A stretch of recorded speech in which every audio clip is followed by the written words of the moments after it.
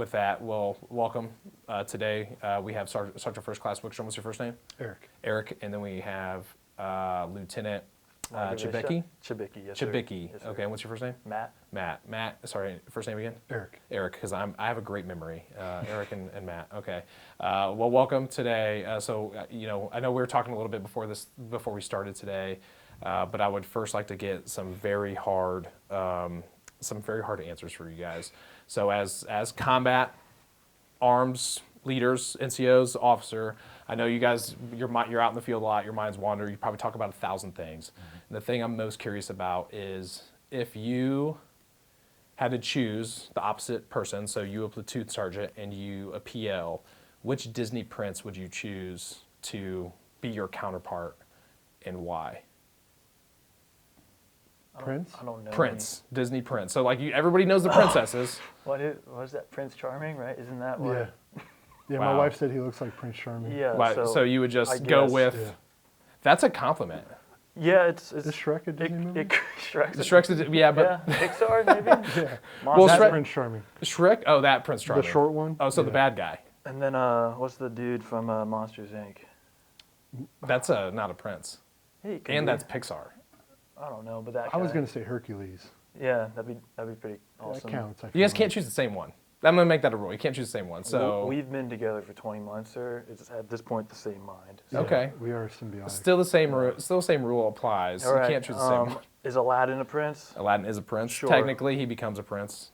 Prince of thieves, at least. You know. That one. Okay, so Aladdin, Hercules count? Hercules. That does still count. I just want to make sure. Okay, so Hercules, that makes sense. He's a combat vet. Yep.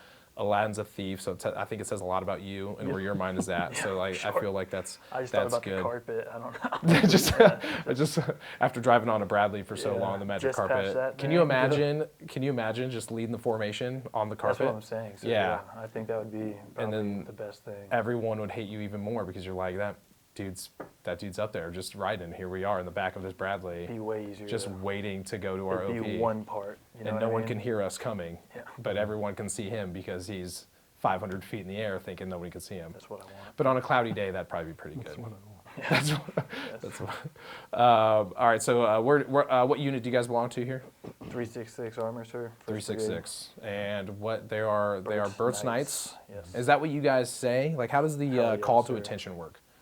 So they just say attention. We scream Bird's Knights. That's it. Well, hell yeah. Well, Super so like, clever. If so when we're in a training meeting, right, we'll be like Cadillac, and then don't look back is the response. Because you guys are HHC and that's Cadillac. No, that's the battalion one. So HHC, I think, is what like Highlanders, and Highlanders. then there's only one is what Yeah. the response But is. we never say That makes sense. But we never say that. Yeah. Why? We just say Highlanders. Oh. Yeah. We're just about Have you guys ever seen the movie? Like Yes. Sean Connery. Yeah. I can't remember the actual the last dude. Is it Mel Gibson? No. Isn't it not? Is it not This is Mel gonna bug Gibson? me actually, and I don't have my cell phone because and I wish I did. That's the all one the where he's got the information. blue and the red face? No, Yeah, that's Braveheart? Braveheart. Yeah, Braveheart? that's Braveheart. Is Sean Connery also in Braveheart? No. Do you guys know who I'm talking about? Mel Gibson. Okay, I wish you'd look it up. I know you have your phone, but but yeah, so that makes sense, and I think. Sorry, I lost my train of thought because I can't think of Bird's this Knights, actor. sir. Bird's Knights. Okay, Oh, Cadillac. wow. Cadillac, don't look back. Yes, sir. Wow. Okay, that's interesting. I didn't know that. The things you learn from the different battalions. So, PL, what was your first job? Well, so I was an HQ PL, which is made up. But so I was headquarters PL in our Charlie company because they had excess people. Okay. I Don't was say that too loud. I There's a lot of people. Well, no, at the time, it was like in 2022, it was like one of those July, all the lieutenants came. Right, and okay. then I was like, oh, cool. So I became a headquarters PL for like 6 months. My counterpart was Sergeant Winans, shout out. And then I went to 2nd Platoon in Seco, and I was in 2nd Platoon for around 7 months. And then from 2nd Platoon, I then took Scout Platoon in August of 2023. So I've been here. So you've been here for a little while. Yes, sir, yeah. And then what were you doing in 2022 when he was just becoming a headquarters PL, a fake job? I was in Panama at 1st SFAB, Oh, wow. and then I PCS'd here in the beginning of 23. went out and graded EIB first day. They were like, Welcome to "Hey, the unit, yeah. Yeah, we need graders. Go out there, grade, and then Hey, at least he had grading and not doing it, Yeah. right? Like, heaven forbid you show up and get forced to do it. they made up for it. They let me go and lead the team for the best sniper competition for Awesome. the division. Yeah, so that was fun. And then came back from that, and then was put as the ops sergeant major for a while. Okay. Until I was replaced by a training bef- legitimate okay. sergeant major, and then we took the scout platoon generally around the same time, like September of 23. There's always that weird gap with sergeant majors because, of course, rightfully so. Some of them just retire at that time because it's time for them to go and they want to go.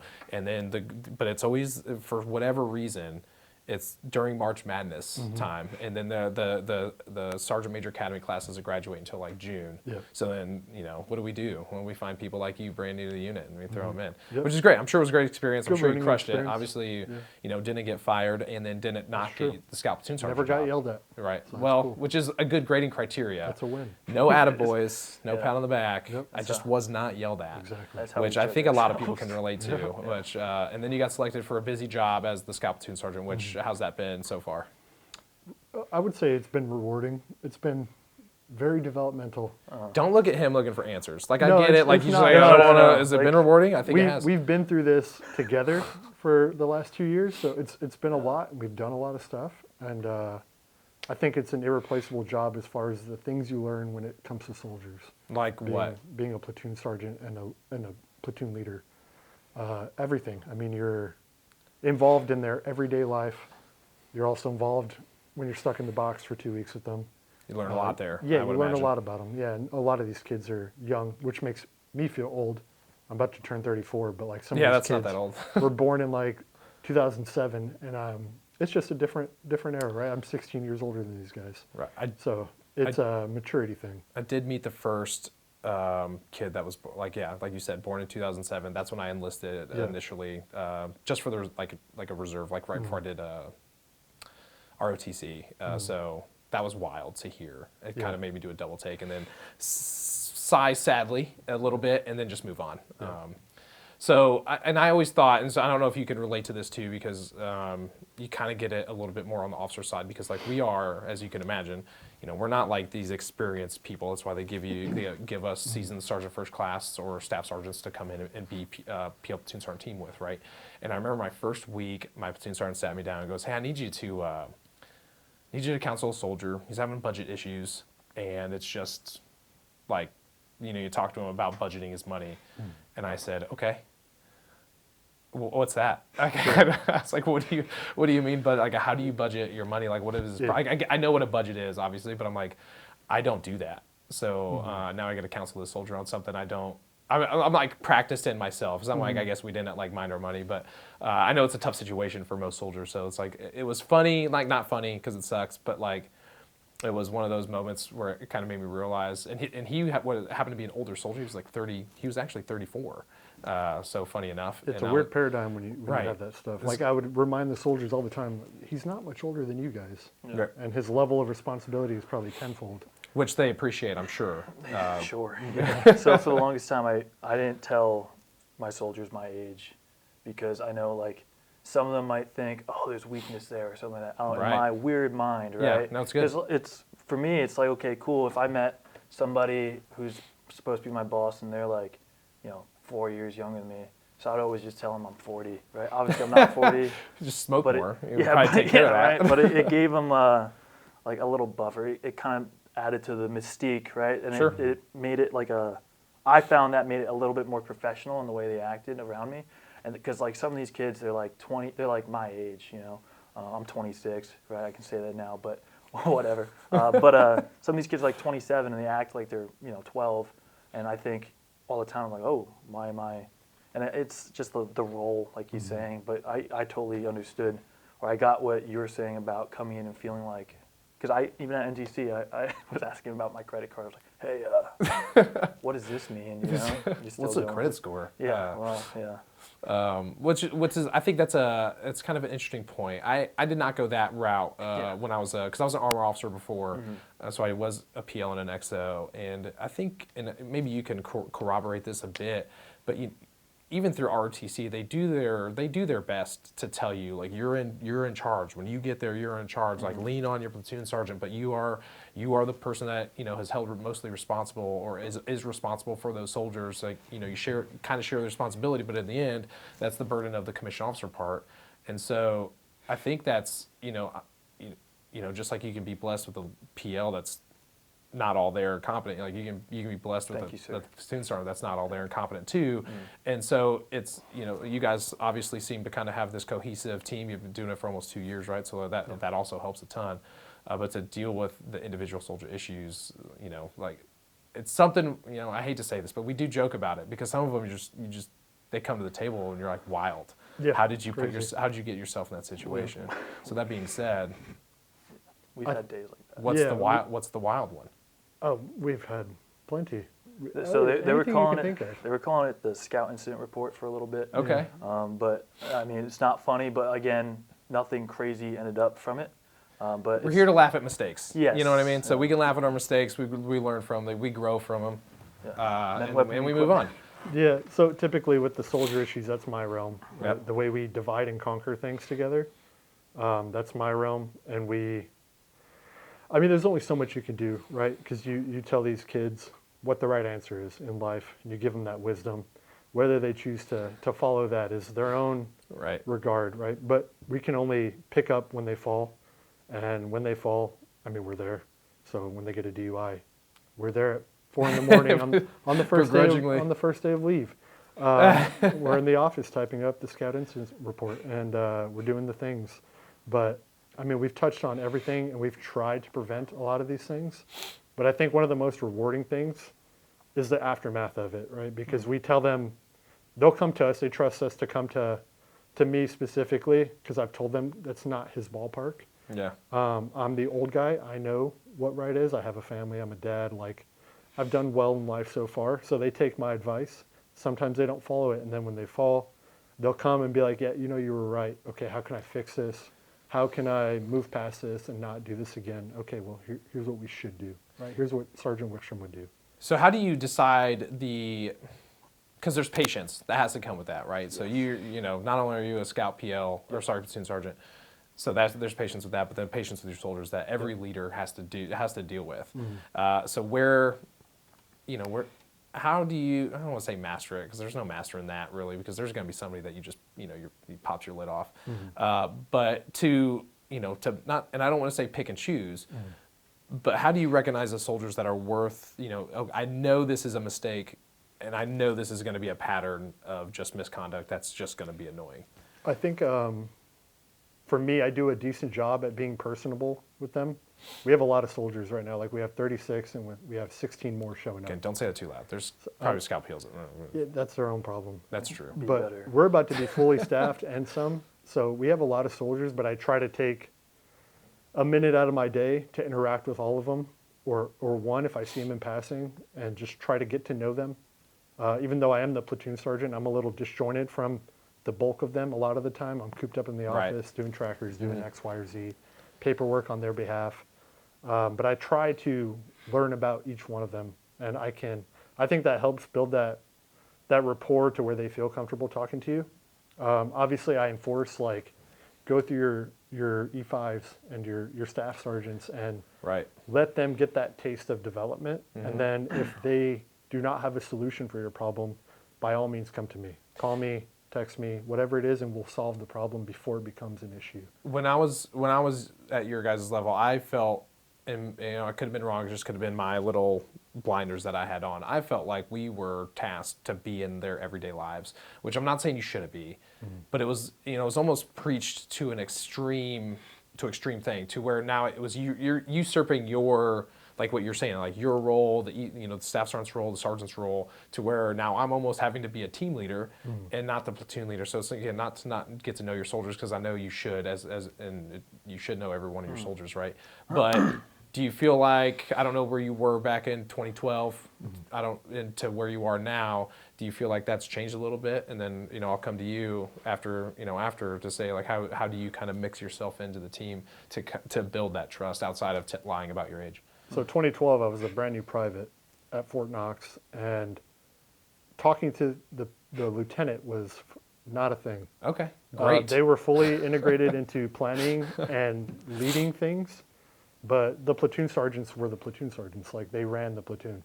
He was there to do his portion of it, and if he ever was falling short of that, the platoon sergeant was there to pick up that slack. But when it came to people, that was NCO business. Okay. I'm sure, I don't know, because I was Right. a private, right? But I'm sure he was briefed. Same thing we've done since the beginning, right? Like, if problems come to me with soldiers, I let him be aware of them in case the commander or somebody asks. But 9 times out of 10, it's going to be solved before I need anything from him or the commander. Right. So Which is- I feel like it's just a burden on him that he doesn't need to share particularly. I can solve all those problems and just make him aware so that he can also have that common operating picture on that individual Right. of, like, this guy's going through some stuff. So 100%. Empowering. yeah, Anyway, we always say empowering NCOs, right? trying to, No, because I that's- think it's good development to solve at the lowest level, because then problems don't go any further, right? And then when they're in my shoes, those sergeants know what the solution is for X, Y, or Z. Yeah, it gives them the confidence. Mhm. So, what about So you? same with me. So in 2012, I was in 8th grade. But currently, how I interact with the soldiers, I mean, so I know all of them. When we took the platoon, we don't have a single, at least E4 and below soldier that we had when we took the platoon. Okay. 20 I months was ago. I was actually about that. So we have like all brand new people.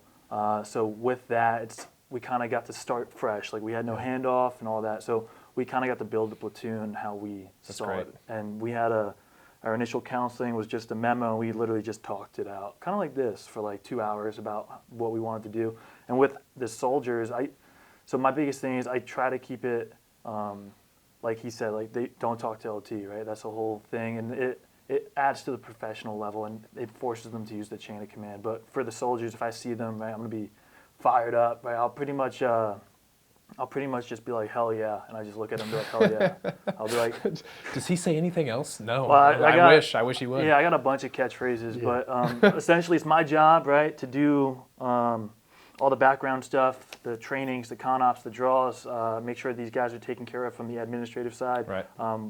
That isn't his realm, but the biggest thing I've seen is just be the lead by example, or be that guy that they aspire. Like, they should be proud of their LT. I always say, like, my role is, like, I'm supposed to be squared away, right? I'm the lieutenant, right? I can do all Standard these bearer, nice yeah. things. It doesn't matter. My performance, like, individually, doesn't matter. The platoon's performance is how I'm seen, Right. right? So, like, cool, I'm supposed to be squared away. You guys are, like, what I need to be squared away, right? So we've harped on, like, a lot of, like, enforcing the standards. So our soldiers, you will see them, they will go to parade rest for an NCO, they will go to attention for an officer, and sometimes it's like they're the only ones doing it. And we see that all the time. How frustrating is that? It's super frustrating, because then it's like, well, why is that guy doesn't have to do it? And Because then- they're cool. Yeah, because they're cooler than you, I guess. A wise man once told me that officers should be 10% above the standard. So there's the standard, but then you're 10% above that. So to leave no doubt, even the simple things, hair, wear and appearance of your uniform, don't leave doubt that you are that, well, he's on the line, so it's okay, because you're 100% right what you just said. I think whatever the lieutenant, and then exaggerate that whenever they see a captain, and then even more when they see the field grade officers, majors on this line of standard where they can say, yep, I'm just, I'm there, to then be 10% above that, so there's no doubt. So there has to be, you got to be 100% squared away all the time. You're not going to be, right? But you can hide it sometimes, right? So, I mean, he knows. That's why he exists, right? Well, yeah, exactly. I mean, he knows, like, I used to be a psychopath in the field. I used to not, like, sleep in front of the guys or eat in front of the guys. Yeah, that's good. That's healthy, actually. Yeah, it's well, actually in I would eat, obviously, the but beginning just, officer's handbook. Don't sleep. Yeah, but you just got to be the motivator. Like, all the dudes are awesome. They have their bad days. I have my bad days, but just being there, present, I thought was like, okay. And like, he always tries to pull me back from being too present with the guys to keep that chain of command. But It's a better problem to have, I'll tell you. Like, Yeah. you're right. I think I'd rather be able to say, hey, let's let them train before, let's let them get right before you're inspecting the training or doing whatever Yeah. you're doing with them. Yeah. So you said catchphrases. yeah. What's your number one? We will get there. That's probably my number one. What does that mean? Like, what does that mean? So catchphrase, I'll share with you mine, but I probably won't. But if I do, I can tell you what it means to me because it sounds dumb. Catchphrases are always like the silly thing. The CG even has his, right? And they're everywhere and you see them everywhere because they mean something to him. I think they're even right behind your head, right? Because they mean something to him, and sometimes we read those and you see them everywhere, and they're great taglines. But sometimes you really need to know what that meant, what that means to that leader, so you can dive into that mind. And so that's what I'm wondering. What does "we will get there" mean? So when we took the platoon, it was during a really bad time in 366 history. It was during that gunnery. I don't know if you heard about it. I've heard. So I was there. Sure. Not yes. there at the gunnery. Yes. So I wasn't at the gunnery. Oh, thank goodness. But we pretty much took, I was supposed to take the distro platoon. Something happened with the scout platoon. And then I ended up taking it. He was on con leave, but then he joined us after we got back from that gunnery, which was like a week. They put us there to fix the platoon, essentially, is what we were told. Ish, yeah. They were in a bad spot. Is it fixed? And they wanted, I would say, absolutely. Well, I think we're getting there, right? But so when it came to that, so there was a lot of stuff, and then from that, it was a lot of stress on me, at least, and I'm sure him, because we had that from end of August to October, we had to shoot a gunnery, and these guys didn't do well the first gunnery, so It was tough to keep them motivated. They were doing sims all the time, and every time we'd fall short of something, I would just say we will get there, and I've said that probably every time. So it could be as simple as a run. Someone falls out. I was like, yeah, we'll get there, right? The backside of Apennines, not even the backside, just on Apennines. Just that road something, will get you. I've always said we will get there, and then NTC, I was like, hey, this and UCOM's there. Yeah. So it's been a completely different platoon that we saw August of 23 to NTC. We were able to go out by ourselves. I could trust just an E5 and a gun truck to find a good OP and to observe, and I can trust Private Thomas to fly a quadcopter wherever it needs to go. And they even can fly Black Hornets through a JLTV that moves. They're getting there. So I think there's just a generic concept that's far and outreaching, and you're never going to get there. But if you're always striving to get there, then this is going to be a silly question now, but do you define what there is? I mean, I know easy to say NTC and UCOM are there, but to a soldier flying what did you just say? I'm so sorry. The Black Hornet. The Black Hornet through a JLTV. Is that there for him? Because that sounds pretty cool. So obviously there for me is very ambiguous, but there for the soldiers is pretty much, they all have their individual goals and plans that they work with their counselings, right? With their E5s and E6s, and we kind of sync it. So there could be, ACFT, just getting there, or getting off, if someone's on ABCP there, or I know a lot of people are trying to go to Air Assault or Scout Leaders Course, or just emulating something. But each soldier has their there. I have my own there, right? Sergeant Wick's got his there. So. Does he have any catchphrases? I mean, I call the dudes goobers. That's my thing. Take it with what you think it means. Depending on the situation. Don't ask the meaning, because it's one of those various meaning words. I think we both started the "we will get there" thing. We kind of shared that, and like he said, his mind's going to be different than his because I have a different perspective on things. From my side of the house, right, on the enlisted side as a senior NCO, but I think I share the there for me is that perfection. You'll never hit it, but eventually you'll get pretty close. It's the aim, right? Yep. Yeah. I think the tough thing in the Army is you never have the time to get there, because I'm leaving this summer, he's going to a new job here soon, the unit's deploying, I won't be there, so we're just trying to hand off a better product so that they can keep going to the there. But you have changeover all the time with your staff sergeants and your sergeants, and then your new ones are promoting and they're trying to learn, so it's an ever-evolving ball that just keeps rolling. And I feel for me it was the we'll get there is standards and discipline, physical performance, and just that buy-in from the platoon of everyone's on that cohesive same page of we're committed and we're going to do the right thing, and we're all going to hold ourselves accountable. I think that buy-in's important, and it's one of those buzzwords of leaders tell you got to get buy-in from your soldiers. I think it's like I can't really say why it's important. It's so important because if they're there to follow you guys, because you guys lead by example, you guys set the standard, you guys live it to one. Just watching enough. I hate to compare them to children, but that's what children will learn from watching more than anything else. And so, soldiers are not that young, but they impressionable all the same, that if their leaders are doing it, because again, you're getting brand new soldiers, right? All the time, varying ages, varying experiences, varying leadership, like, I don't want to say icons, but like people that they looked up to prior to you guys. And so now you guys are trying to level that bubble. And so I think that, buy-in's very important. It seems like you guys have done a pretty good job. We'll maybe get one of your other sister platoons in here and see if what you guys are saying is actually true, or if you're just saying it for the camera. Like any platoon leader, when you first get a platoon, now granted I had a couple months in the line company, but when I got the scout platoon, I was super micromanaging. I think I even said in my initial counseling, like, if I ever overstep, please just call me out. Like, it's super cool. But I think I was super micromanaging. And I know he was super micromanaging in a sense, because you got to build that trust. Right. You got to trust your NCOs. And, they have to trust you. It's the awkward things we don't like to talk about. It's Yeah. like, hopefully it works out. Yeah. So that's pretty much what it was. But I was super micromanaging, and at some points, I still am. But once I was able to take my hands off and just like give out priorities for the day, task condition standard, and then I'd get sit reps at the end of the day. And if they were good, if they weren't good, I'd get a heads up and like a ETA of when it's going to get done, so I can at least have some foresight. But once I started feeling that, probably this past summer, building up to September, which was gunnery for us. All the crews went out. I felt super confident in that. They all did super well at gunnery, and then going to platoon live fire, again, felt super comfortable. And then of course 19 Charlie hit, broke all the crews, right?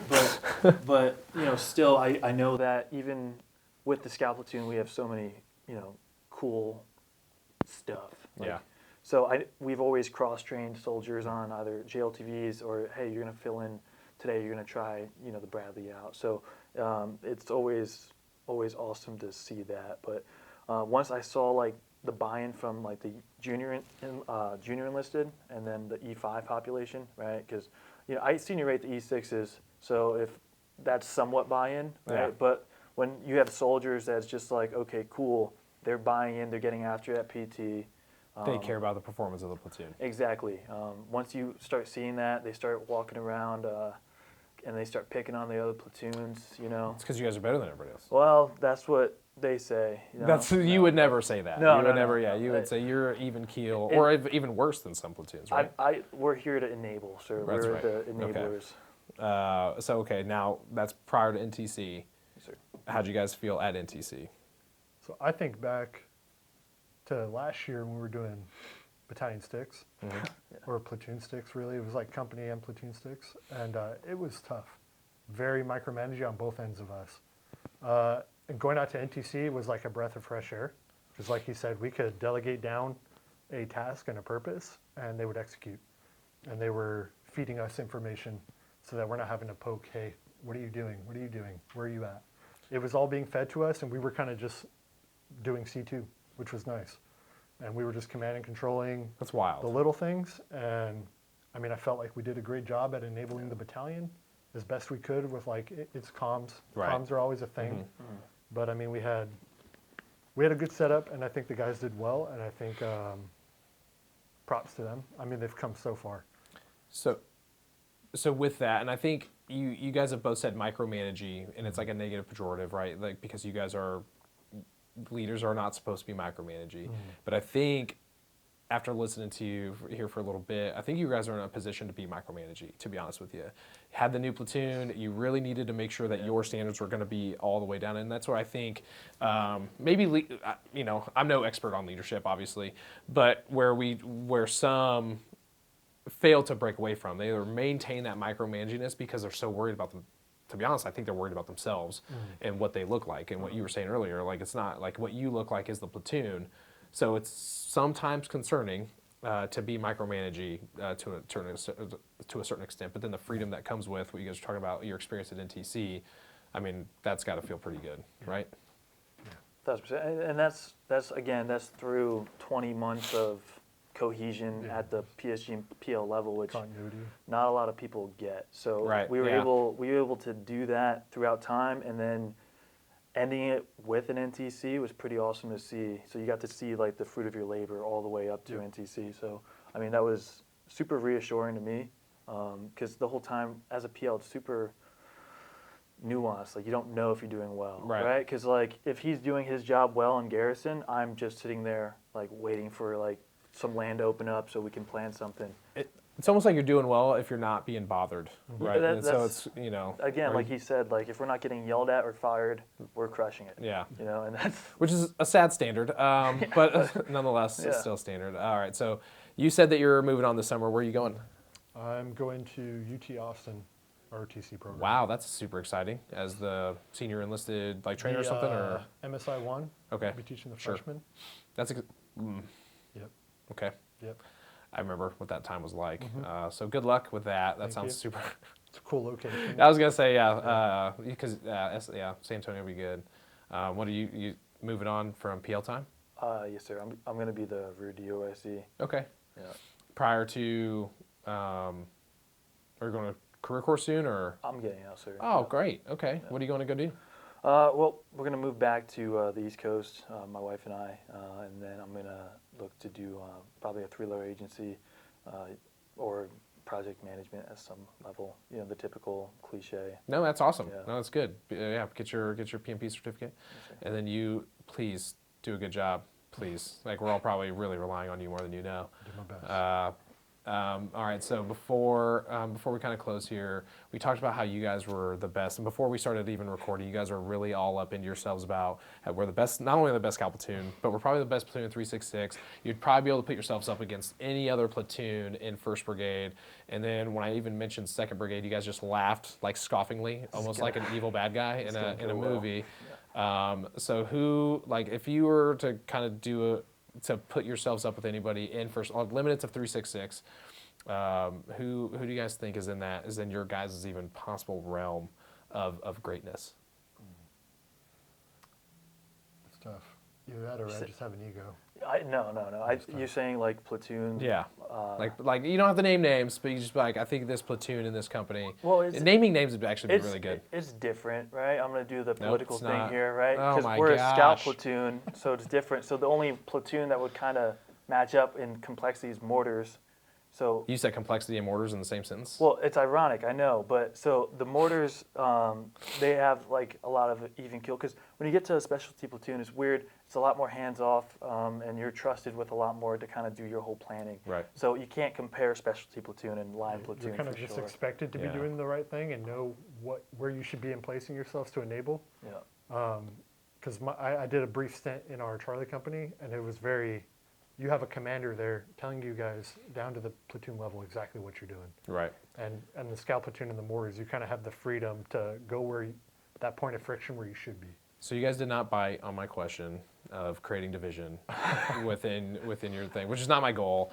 So then let's end with this. What special platoon leadership does come with increased responsibility and a little bit more freedom. So what from your platoon sergeant time, even the little bit of time you had, maybe previous time before coming to Fort Riley, and your PL time 4, like what helped set you apart to say, hey, this is what worked for me, and like the transition. So if you're going to go be a scout PL, mortar PL, platoon sergeant, what are some of the things that you need to really kind of hone in on that you didn't have, like the skill sets weren't there because you just never put in that position? So the biggest thing was accountability, counterpart accountability too, keeping each other in check, and then also like being humble enough to ask questions, right? So HHCXO typically probably was one of those spots. I would bother good old Lieutenant Larson, great dude. I would bother him Sounds great. for everything if I didn't know it, and also just it became easier when you got a sense of like if you care enough, you'll go out and look for answers, and if someone knows the answer, they're going to help you. So I was super blessed with that, and then just overall presence in like if my platoon's there, I'm there. Overall leadership skills, leading by example. But I think as a lieutenant that didn't know a lot, still doesn't know a lot, right? But having the courage to go out and ask, like, hey, And you're gonna look stupid, but you're expected to look stupid. That's why you have him. You Humble know? yourself a little bit, yeah. Yeah, and then even just asking him like, "Hey, does this timeline look okay?" And he's like, "That is awful." You know, and that's completely fine. Go back to the drawing board. Yeah. That's why we have a whiteboard, just reason. Yeah, that big whiteboard. Yeah. What about you?